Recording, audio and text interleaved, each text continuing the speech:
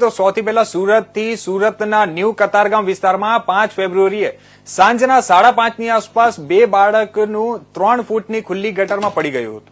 2 વર્ષનું બાળક 3 ફૂટની ખુલ્લી ગટરમાં પડી ગયું હતું, જેમાં એનડીઆરએફની ટીમ અને ફાયર વિભાગની ટીમ દ્વારા 24 કલાકની ભારે શોધખોળ બાદ વરિયાવ પમ્પિંગ સ્ટેશનમાંથી મૃત હાલતમાં બાળકને બહાર કાઢવામાં આવ્યું છે.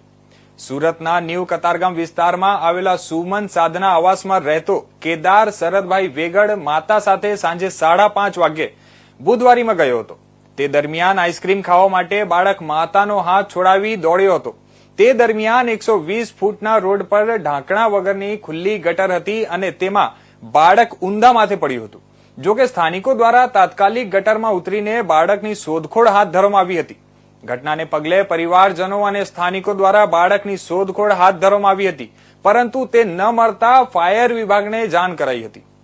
ઘટનાની ગંભીરતાને પગલે તાત્કાલિક ફાયર વિભાગ સ્થળ પર દોડી આવ્યો હતો અને કેમેરાની મદદથી ડ્રેનેજ લાઇનમાં શોધખોળ શરૂ કરી હતી અને મોડી રાત્રે રેસ્ક્યુની કામગીરી બંધ કરાઈ હતી. જે આજે 6 ફેબ્રુઆરીના રોજ ફરી બાળકની શોધખોળ શરૂ કરવામાં આવી હતી અને એનડીઆરએફની મદદ પણ લેવામાં આવી હતી. ઉલ્લેખનીય છે કે 3 દિવસ પહેલા જ બાળકનો જન્મદિવસ હતો. 24 કલાકની ભારે જહેમત બાદ બાળક મૃત હાલતમાં મળ્યું હતું. બાળકના મોતથી માતાનો આક્રંદ જોવા મળ્યો હતો. વરિયાવ પમ્પિંગ સ્ટેશનમાંથી બાળકને બહાર કાઢવામાં આવ્યું હતું. ઓક્સિજન માસ્ક સાથે પમ્પિંગ સ્ટેશનમાં નીચે ઉતરી બાળકની શોધખોળ કરવામાં આવી હતી.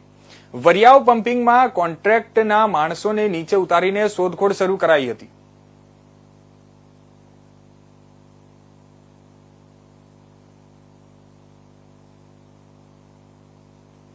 તો આ